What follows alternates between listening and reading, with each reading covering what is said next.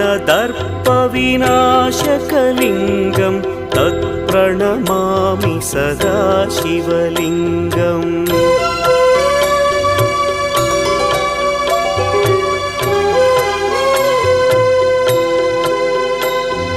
सर्वसुगन्धसुलेपितलिङ्गं बुद्धिविवर्धनकारणलिङ्गं सिद्धसुरासुरवन्दितलिङ्गं तत्प्रणमामि सदा शिवलिङ्गं।